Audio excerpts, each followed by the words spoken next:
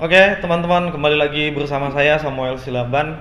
Di edisi kali ini kita pengen bahas tentang cara menabung uang gitu atau cara menabung yang benar gitu kan menurut para ahli ekonomi.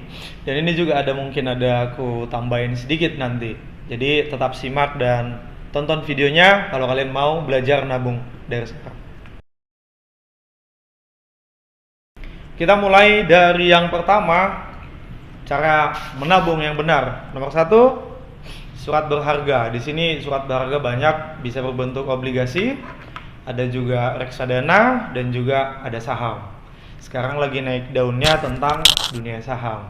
Tapi di sini saya tekankan bukan bermain saham, bukan main saham, tapi menabung saham atau beli saham gitu. Jadi jangan salah kaprah ya. Gitu. Dan itu memang yang paling banyak digeluti orang sekarang di saham ya. Digitalnya juga udah banyak, yang berbasis aplikasi juga banyak. Mungkin di saham nanti di video selanjutnya saya akan kasih lebih detailnya. Yang kedua, menabung dalam bentuk properti atau lahan juga, lahan atau tanah gitu, atau lahan kebun juga, itu juga bisa. Properti semakin hari atau semakin tahun, kian hari kian tambah nilainya, harganya juga makin mahal, seperti rumah, ruko, atau hotel, apartemen, dan lain-lain. Misalnya kalian beli hari ini satu unit ruko 1M, mungkin 1 tahun ke depan, 2 tahun kemudian bisa jadi 2M, jualnya jadi 3M, jadi profit gitu. Mungkin yang kalangan-kalangan bawah yang belum sanggup modalnya untuk beli properti yang modal besar, ya jangan dulu sampai ke sana. Gini untuk orang yang punya modal yang besar-besar gitu. Yang ketiga ada logam mulia. Logam mulia di sini aku mau tekankan nabung emas gitu. Bisa kita beli emas dalam bentuk fisik. Kalian tinggal pergi ke toko emas yang ada di pasar atau di mana aja yang ada toko emas, kalian beli fisiknya, kemudian kalian saving di rumah gitu. Misalnya kalian beli hari ini emasnya 1 gram 500.000, tahu-taunya 2 hari 3 hari kemudian emasnya naik jadi 600.000 misalnya. Jadi selisih harga itulah untung kalian. Misalnya kalau setiap bulan kalian nabung atau beli emas rutin 1 gram, 2 gram tiap bulan, dalam berapa tahun itu udah berapa? Tiba-tiba setahun kemudian, 3 tahun kemudian, dari 500.000 1 gram, setahun kemudian jadi 800.000 1 gram. Seandainya kalian punya emas misalnya 200 gram atau 1000 gram gitu kan, kalikan aja untungnya berapa. Nah kemudian untuk emas ini yang berbasis digital juga sudah ada tersedia. Kalian bisa pergi ke Pegadaian. Sekali lagi saya bilang ini bukan sponsor atau endorse ya. Di Pegadaian bisa kalian beli fisiknya, dicicil juga boleh, beli cash juga boleh. Itu emasnya dari Antam. Bisa juga kalian beli nilainya atau value-nya dan bisa dikonversikan gitu.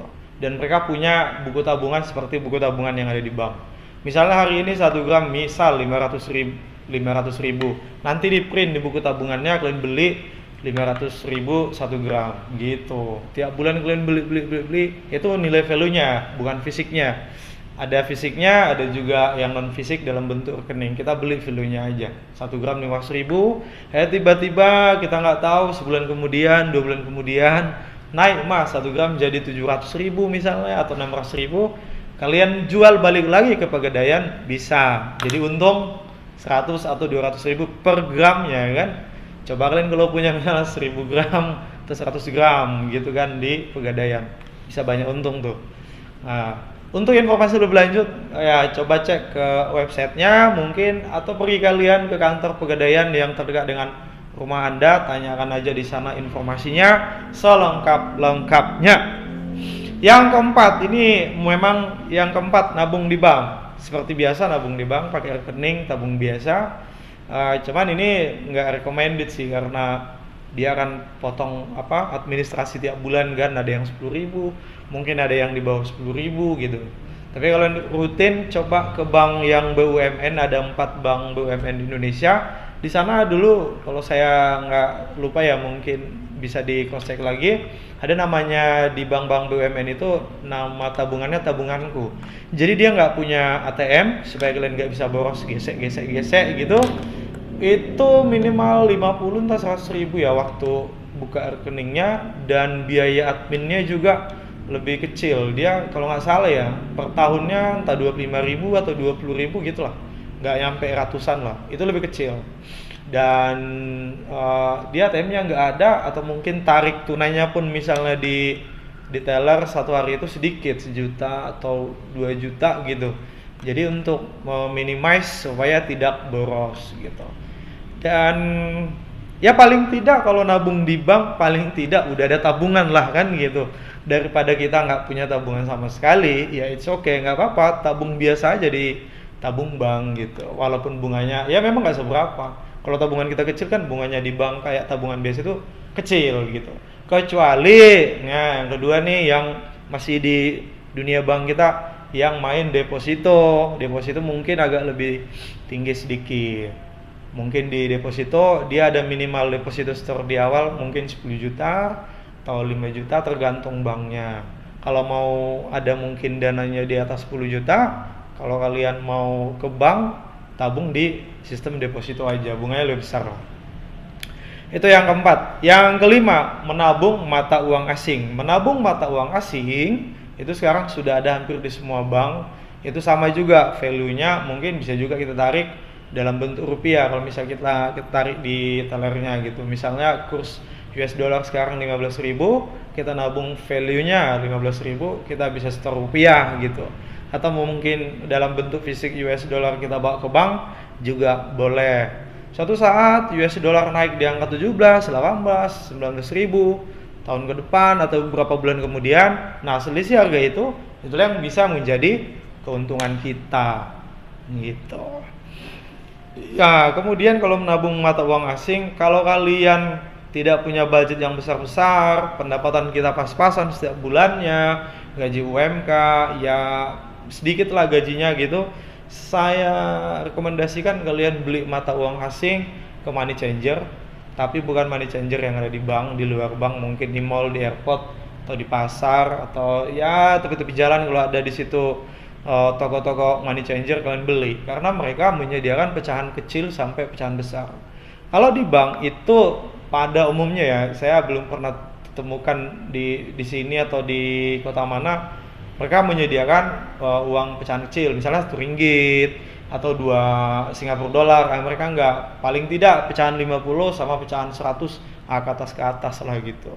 Misalnya kalian mau nabung 50.000 nih, kalau misalnya dalam bentuk Singapura dolar kurang lebih mungkin kalau kurs sekarang 11.000, 55.000 ya bisa lah 5 dolar gitu. Cuman enaknya nabung mata uang asing ini seperti yang saya bilang, selisih harga jual atau belinya nanti ada plus minusnya. Minusnya gini, sekarang kalian beli 11.000 Singapura dolar 1 dolar. Misalnya tiba-tiba nih turun, mana tahu kan turun. Berapa hari kemudian, berapa bulan kemudian turun. Kalian butuh duit urgent, turun dia jadi 10.000. Waktu kalian beli 11.000, rugi dong 1.000 per dolarnya gitu. Nah, kalau untungnya, sisi keuntungannya, kita beli 11.000 sekarang Singapura dolar, mungkin beberapa hari kemudian, beberapa bulan kemudian tiba-tiba naik di angka 12 atau 13 atau sampai 15, kita bisa untung selisih harganya, misalnya untung 1.000, 2.000 atau 3.000. Kalau kita punya 1.000 dolar Singapura, kalikan aja kalau untung dia 1.000 per dolar kan udah sekian juta gitu. Ya paling tidak kalau udah nabung mata uang asing, pergi aja ke money changer, pecahan kecil kalian bisa beli, mau 2 ringgit atau 5 ringgit, 1 ringgit, bisa-bisa aja gitu. Money changer pecahan kecil mereka jual banyak kok, bisa beli di sana. Paling tidak itu apa ya, agak minimize supaya kita nggak boros kan. Kalau kita pegang rupiah ada di ATM tinggal gesek. Kalau ini kan kita beli mata uang asing, simpan di lemari, simpan di brankas, jangan sentuh.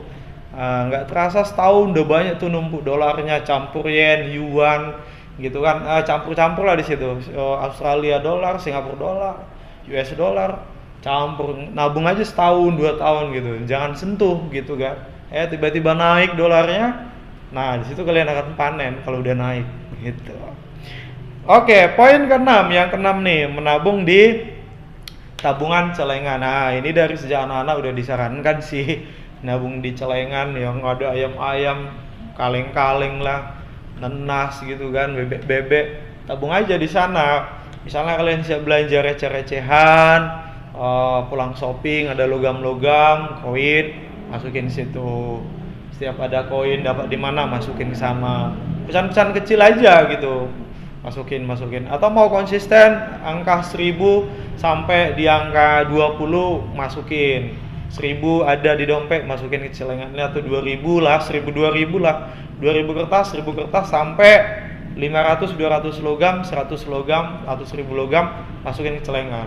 Gitu, jangan ada di dompet, masukin ke celengan, sampai banyak gitu. Ya nggak terasa juga, memang kalau udah bertahun-tahun pasti banyak gitu. Jangan dibuka dulu, self controlnya harus dijaga, jangan dibuka sampai punya target atau sampai berapa tahun atau berapa bulan gitu.